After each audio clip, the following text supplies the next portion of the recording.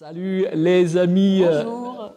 Je suis ici avec Chloé. Et Chloé est Chloé est une jeune artiste, illustratrice de 27 ans qui a rencontré Jésus il y a 1 an et demi. Ah ouais. Donc ça me fait plaisir Chloé que tu aies rencontré Jésus. Moi je l'ai rencontré quand j'avais 21 ans. Tu l'as rencontré à 26 ans moi. 26 ans. Qu'est-ce qui s'est passé?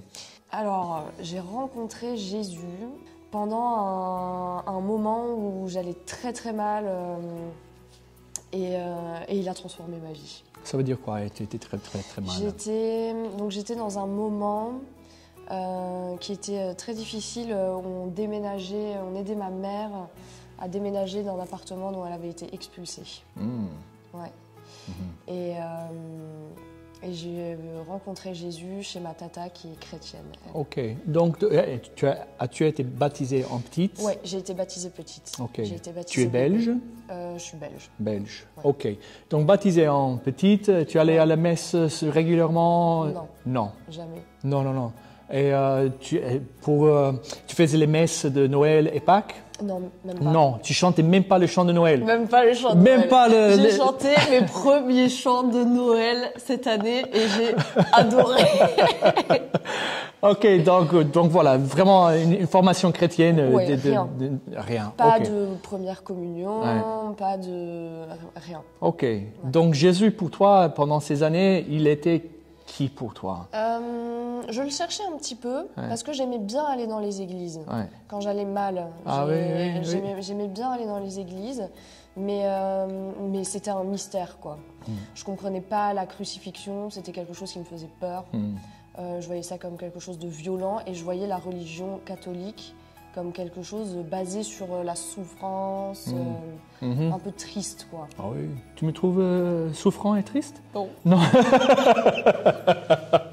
Non, Jésus me donne la vie. Je suis vraiment heureux. Donc, tu avais cette image-là des catholiques qui étaient fixés un peu sur la souffrance, l'affliction, Ouais, la pénitence, la mortification, le péché. Ouais, je voyais ça, un petit peu. Mais en fait, pour moi, dans les églises, c'était mort. Ok.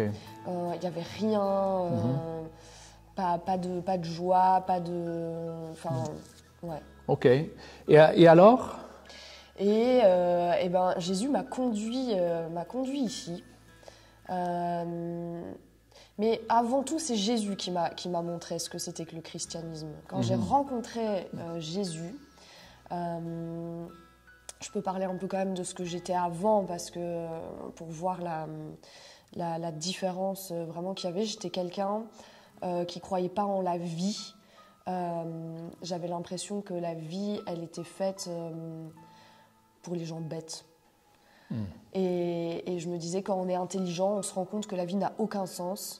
Ah oui. C'était un peu philosophe, quoi. Ouais. Ah oui, donc nihiliste. Moi, il y avait une phrase d'un philosophe qui s'appelle Schopenhauer, et c'était « on vit dans le pire des mondes possibles Oh, wow. ». Et moi, c'était ça qui me guidait, quoi. Et quand j'ai rencontré Jésus, il y a eu une transformation dans mon cœur, et je me suis sentie tellement bête.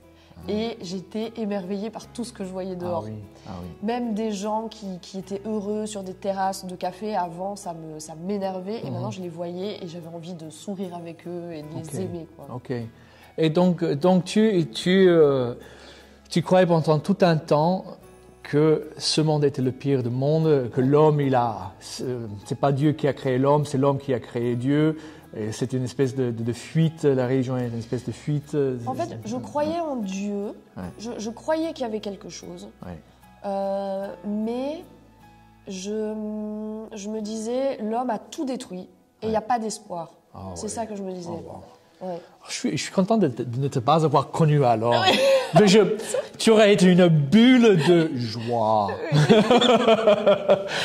Ah non, avant j'étais pas joyeuse. Ouais. Tu étais colérique, agressive? J'étais colérique. J'étais drôle, j'avais de l'humour. Elle est toujours drôle d'ailleurs. Oui, le catholicisme ne m'a pas fait perdre mon humour. Non, j'étais drôle. D'un premier abord, on disait quand même que j'étais quelqu'un de joyeuse, mais intérieurement. Et quand on me connaissait dans l'intimité, ça allait pas du tout. Okay. Quand j'étais chez moi, seule, j'étais complètement déprimée. Et quand j'avais des conversations avec ma famille, quand ils me disaient mais qu'est-ce que tu veux faire plus tard, est-ce que tu veux des enfants, est-ce que tu veux te marier, je disais non, ça n'a aucun sens et la vie n'est pas faite pour moi. Je disais ça. Je disais moi j'ai compris le sens de la vie et donc je ne suis pas faite pour cette société. Oh, donc tu te sentais un peu projetée peut-être dans ce monde, tu es là, je ne sais pas pourquoi, pour quelle raison. Oui, exactement. Ouais. Tu n'as même pas demandé de naître. Je n'ai même pas demandé de naître. Oh, quelle injustice, on n'a même pas demandé de naître. La vie est un don, c'est pas bref. Ok, et donc tu vivais ce temps un peu sombre, colérique, en dépression, et de formation. Donc tu es artiste de formation, ok. Et comment ça se fait que petit à petit tu en es. Alors, avant d'arriver à ce que Jésus a fait pour toi, la vie n'est pas pour toi. Tu avais envie de te marier? Non. Non. Donc pas d'enfant? Pas d'enfant, pas de mariage. Ok. Et comment est-ce que... Des pensées suicidaires peut-être? Oui. Oui, parce que si la vie n'est pas faite pour toi... Oui. À la fin, ça c'est tout pile au moment où j'ai rencontré Jésus, j'avais des pensées suicidaires. Ouais. Je me demandais comment j'allais faire pour mourir, quoi. Donc je passais des journées parfois à rechercher comment j'allais faire pour me tuer. Oh, Jésus. Ouais. Oui, ok. Ouais, il est grand parce que il est arrivé. Qu'est-ce que tu dirais à quelqu'un qui est en train de penser les mêmes choses? Moi, je lui dirais Jésus est là pour les désespérés. Jésus, il est venu me chercher au moment où j'étais le plus bas, où j'avais pas d'argent, où ma mère n'avait plus d'argent, plus de toit, pas de travail, et où j'avais envie de mourir. Et en fait, mon cœur s'est ouvert au sien. Et en répondant à son appel, il m'a sauvée. Donc si toi, tu te sens désespéré, tourne ton cœur vers Jésus et il répondra à ton appel. Amen, amen, amen. Et c'est tellement vrai. Moi, quand j'étais jeune, c'est ton témoignage, mais je raconte un bout du mien pour faire le lien. Je suis tombé à genoux, j'étais tout seul dans ma chambre, je suis tombé à genoux et je commençais à pleurer. J'ai touché le fond et à ce moment-là, j'ai crié vers Dieu et le ciel s'est ouvert et une rencontre divine a eu lieu. Et donc voilà, il suffit vraiment de crier vers Jésus, crier vers Dieu avec un cœur brisé, boyé. Dieu ne méprise pas un cœur brisé, boyé, dit le psaume. Amen.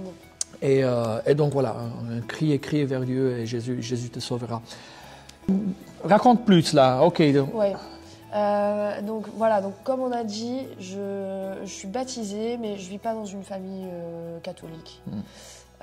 Et puis, il y a eu 2 éléments dans ma vie qui ont été un peu durs. Le premier, donc en fait, même en étant petite, j'entendais des phrases de ma famille qui disaient on est maudit, ou le bonheur c'est pas fait pour nous, il y a quelqu'un qui nous en veut, parce qu'il y avait plein de malheurs dans ma famille. En fait, il y avait beaucoup d'accidents, il y avait beaucoup de décès, notamment sur les premiers-nés de la famille.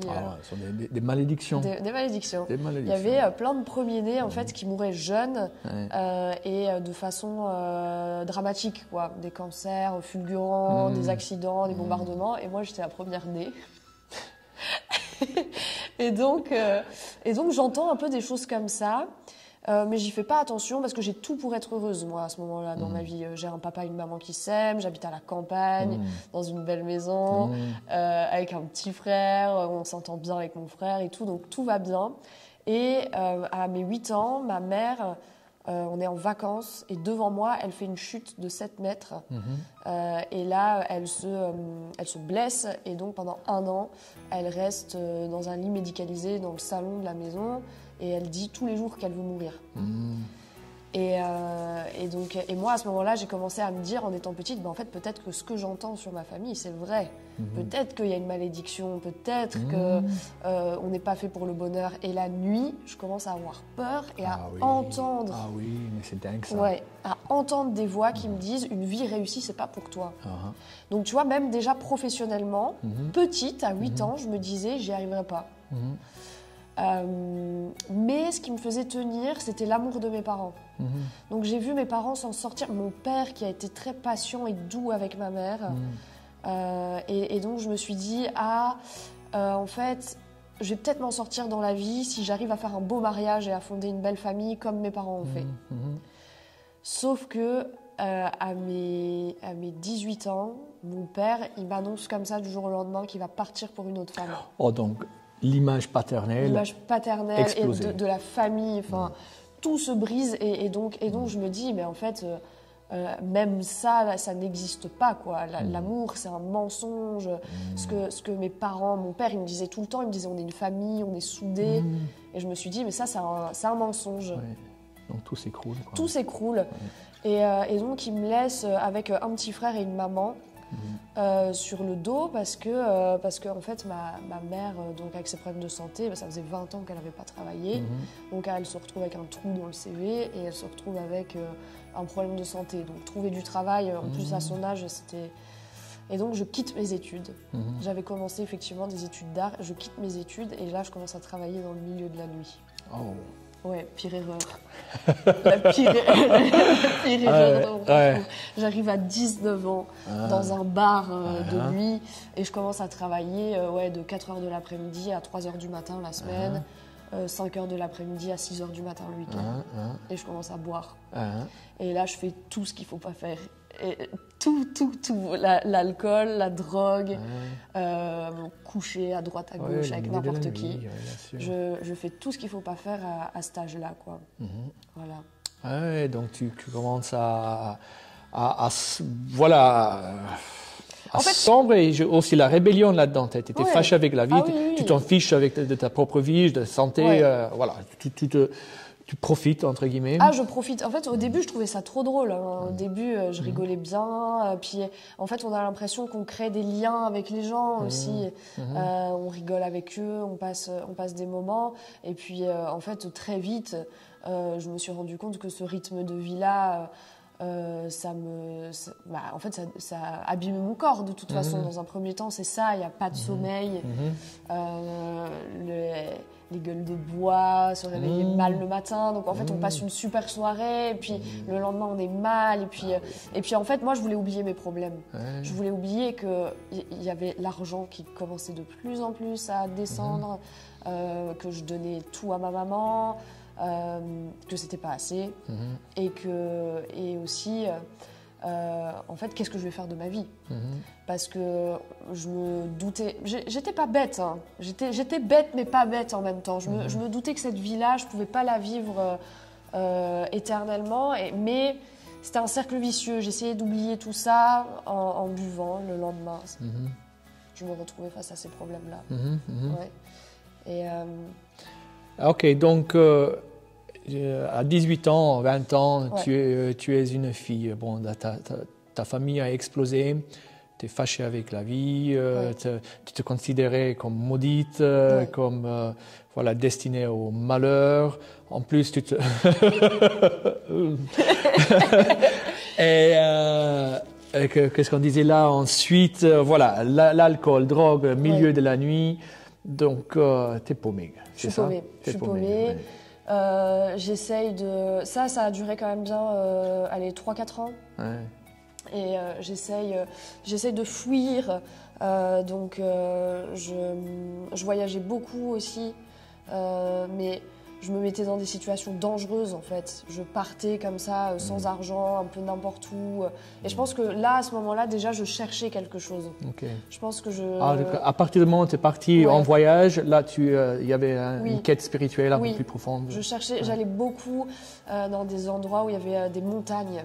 Et à ce moment-là, je ne savais pas encore que ça avait un sens, mais j'escaladais des montagnes, quoi, avec rien, enfin...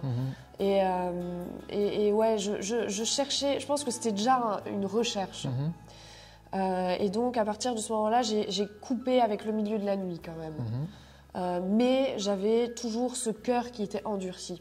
En fait, moi, pour survivre, et je pense que beaucoup vont se reconnaître là-dedans, mais pour survivre à ces épreuves-là, je me suis dit, la seule manière de faire, tu vois, les films un peu Batman et tout, et ben, je me disais, faut que fort, Voilà, impassible, c'est ça. impénétrable, Exactement. intouchable. Ouais. Moi, je me disais, il faut que je ressemble à ça. Ah ouais. Et donc, je voulais plus ressentir d'émotions. Et je me coupais de toute émotion. Je m'interdisais de ressentir de l'amour. Je m'interdisais de ressentir de la tristesse, de m'attacher à certaines personnes. Je ne pouvais pas. Et j'ai commencé à détester les autres, quoi, aussi. Donc il y a la haine qui s'est installée. Il y a une haine qui s'est installée.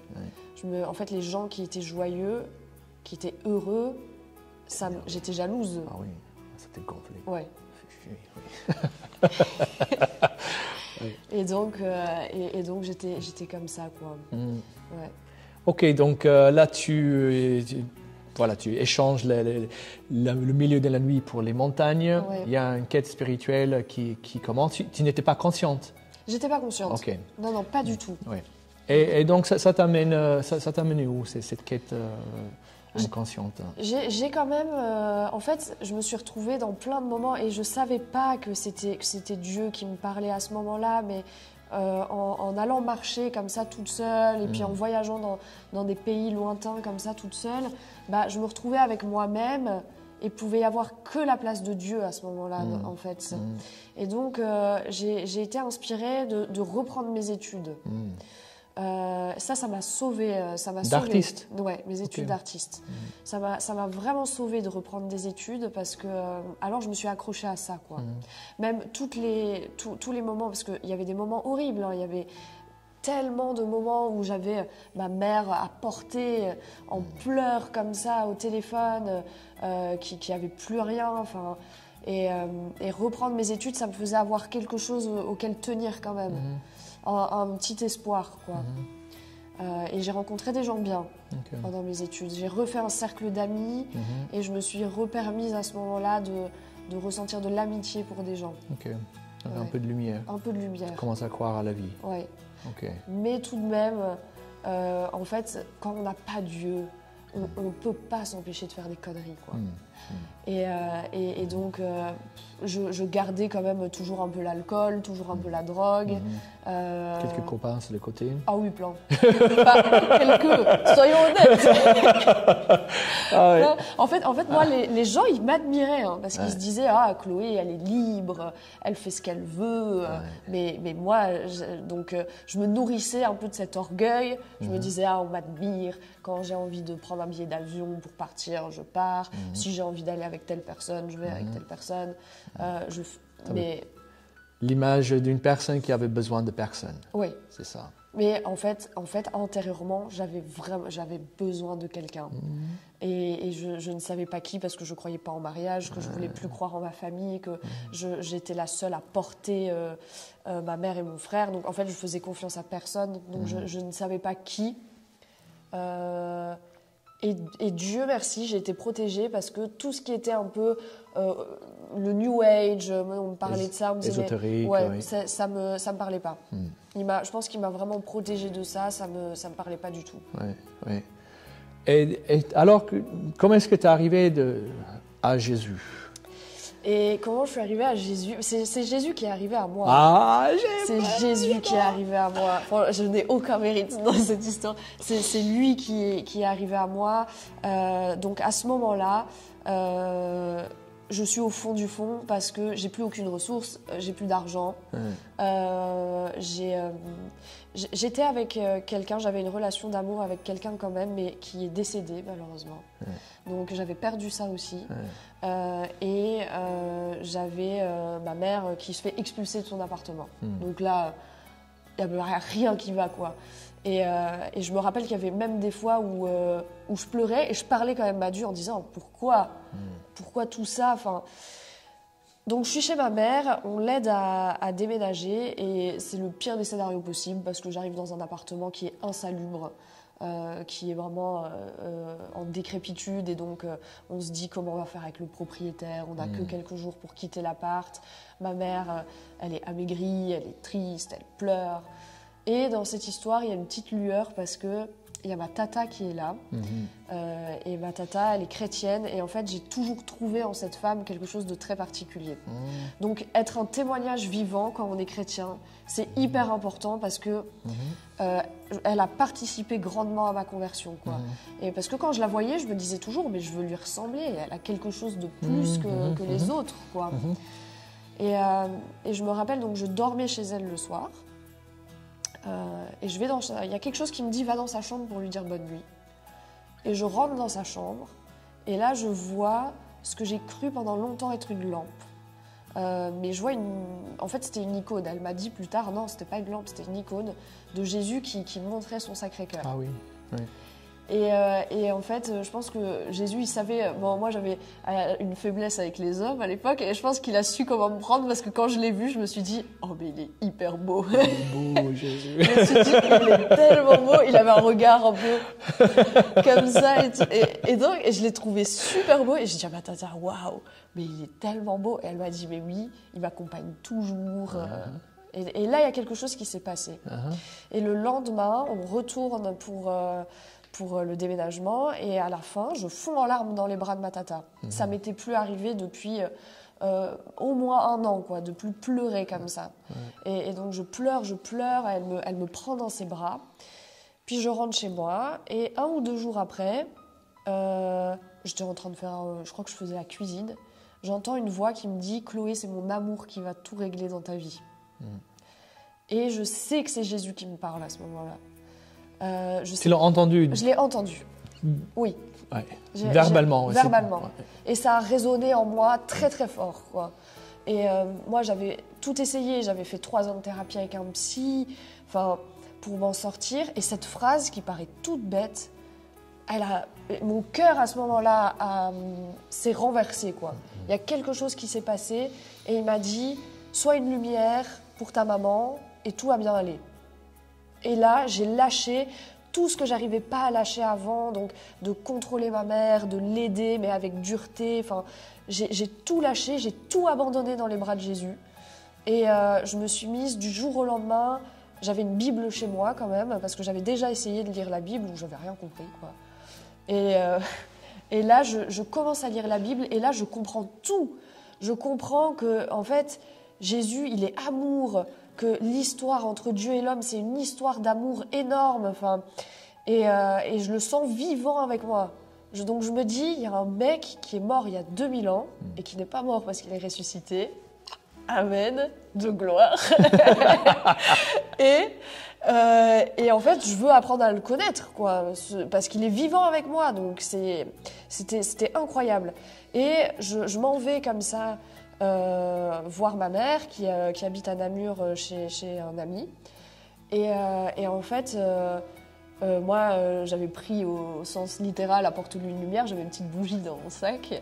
Et ma mère, elle me voit et je lui dis, mais moi, je pense que quand ça va mal comme ça dans les épreuves, la foi peut nous sauver. Et ma mère, elle comprend rien, elle me regarde bizarrement et tout. Et elle me voit en plus, moi, avant qui était dur et tout. Là, on se baladait, je disais, regarde les petits rosiers, comme ils sont beaux. Elle en revenait pas et elle m'a dit, non, moi, je crois plus en Dieu. Il m'a abandonnée.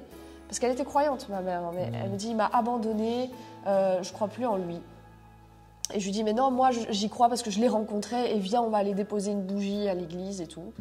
On dépose cette bougie, on fait une prière toutes les deux. Et je fais une prière très simple, je dis, voilà, Dieu donne un travail à ma mère. Les semaines qui ont suivi, elle a eu du travail dans l'aide au relogement. Waouh! Ouais. Wow, wow, wow. Et donc là, à ce moment-là, j'ai compris qu'en fait, mon Dieu, il était puissant. Ah, quoi. Oui. Plus fort que les malédictions. Ouais, c'est ça. Et à ce moment-là, donc... J'ai prié tous les jours quand je priais, je lui disais, je veux comprendre ton amour, je veux comprendre ta lumière et je veux le donner en retour aux autres. Voilà. Magnifique. Ouais. Magnifique. Ok, donc, et ça s'est produit à quel moment? Ça, c'était il y a 1 an et demi. Tu me demandes... Oui, c'est cette première rencontre avec Jésus. Première rencontre, il y a 1 an et demi. 1 an et demi, ouais. Ok. Et ensuite, de là, il y a le passage, rencontre personnelle avec Jésus, dans ton petit coin. Et ensuite, le passage de rencontre Jésus avec ceux qui devraient être de Jésus, l'Église. Ouais. Comment est-ce que tu as fait ce passage-là? En fait, c'était hyper beau parce que j'ai été bénie, Dieu m'a conduit parce que je dis à ma tata, j'ai rencontré Jésus chez toi. Ma tata me dit, incroyable, il faut absolument que tu ailles chez les franciscains de Bruxelles parce qu'ils font plein de trucs avec les jeunes. Moi, j'y suis jamais allée. Elle m'a dit, mais j'ai regardé leur messe en direct et c'est trop bien. Et je me dis, ok, je vais y aller. J'ai peur parce que moi, je savais pas comment une messe pouvait se passer. Enfin, je me suis dit, je vais arriver là-bas. J'avais les cheveux rose fluo et tout. Je me dis, mais comment on va m'accueillir, quoi. Et je viens à une messe de semaine. Tu sais, moi, je regarde sur Internet et je fais, bon, jeudi soir, je peux y aller, j'y vais, quoi. Déjà, premièrement, je demande à Jésus, je dis, fais en sorte que je passe inaperçu. C'est pas du tout ce qui s'est passé. Une petite messe de 10 personnes. Une petite messe de 10 personnes. Ouais. Et je dis, fais en sorte que je passe inaperçu. Je veux bien venir regarder, mais bon. Premièrement, je me retrouve coincée dans la cour. Je m'enferme dans la cour, en fait. Donc, quelqu'un est obligé de venir m'ouvrir. Je suis obligée de parler à quelqu'un. Je fais, oh non. Et puis, pendant la messe, je me mets à avoir une quinte de toux énorme. Donc je tousse tout le temps. Et je me dis, mais non, c'est pas possible. Tu nous as dérangé. Ouais, je t'ai dérangé, ouais. Et donc, et à la fin de la messe, j'essaie de vite partir. Et là, il y a une dame, en fait, qui m'a dit, c'est vous qui avez toussé comme ça pendant toute la messe? Je dis, oui, c'est moi. Et en fait, tant mieux, parce que du coup, elle m'a dit, ah, mais pourquoi vous venez? Donc, je lui explique, je dis, je viens par curiosité. J'osais pas dire que j'avais rencontré Jésus à ce moment-là. Moi, je disais que, en fait, j'essayais de me faire passer pour une catholique, quoi. Impossible de le faire, mais j'essayais. Et donc, elle me dit, mais c'est bien.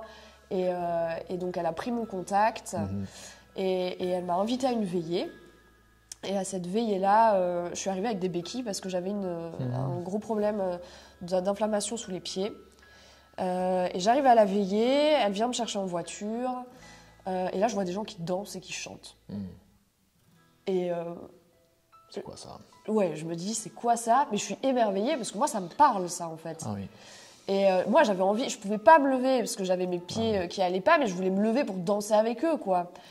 Et à la fin de la messe, frère Daniel Marie vient me voir. Est-ce que tu as aimé la messe? Je dis oui, la messe, la veillée. Je dis ouais, c'était génial. Il dit ok, c'est ta deuxième maison ici. Et là, donc je me sens accueillie quelque part. Et il me dit, et est-ce qu'on peut prier pour tes pieds? Moi, je dis ouais, ok.